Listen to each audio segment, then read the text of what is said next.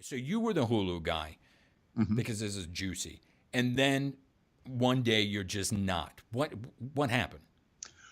New management. It's kind of like radio. New program director comes in. They want to wave their whatever their wand over it. I was going to use another word, and you know, paint it as their own. Bring in their own people, Yeah. and some people who had been at Netflix came in and took over Hulu.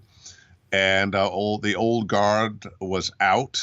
And when they let me go, they also got rid of everybody I worked with, all the people I interfaced with. I don't know if that was because I had good relationships with them, or they just wanted a whole new production system for their promos. But hey, I had a really good 8 years You out know, of Hulu. that's not a bad run. That's No, interesting it's though a it's a matter of because fact, it's a longer run than one might expect. And as I tell my students, look, no. whatever job you have now, somebody had before you and somebody will have after you. It is the nature of the beast. That's what happens with commercial campaigns, and I see it on the agent side. And talent are look. You could work on a campaign, and you could do you did maybe 5 commercials, you did 10, you did freak 500. You know, some of these campaigns go on and on and on, and they're great. And then one day, and a lot of times it's exactly that same thing that happened. Either it wound up going to somewhere else, but usually it's some new kid came in, and the first thing that they say when they want to impress everybody is, "I got a whole new way to set. We're gonna do things different. We're gonna Yeah. change it up and make it hip and young I'm and gonna put whatever, man." And someone's out, and that's it. But that's how it works, man.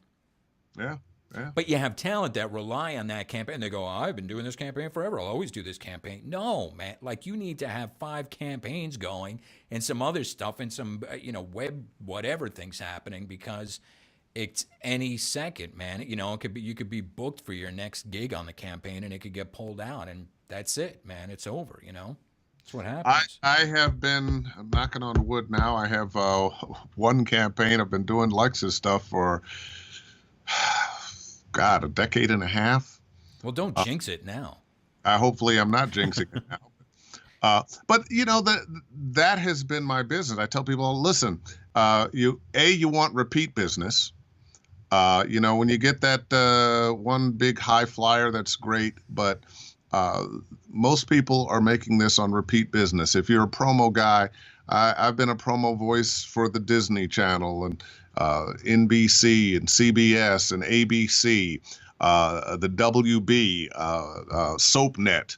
I've done stuff for CNN. A lot of different.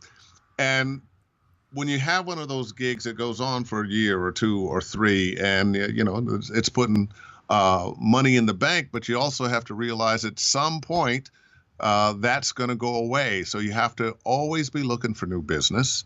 And for me, we were talking about the diversity of things that I do. And for me, the diversity of things that I do is like a financial portfolio.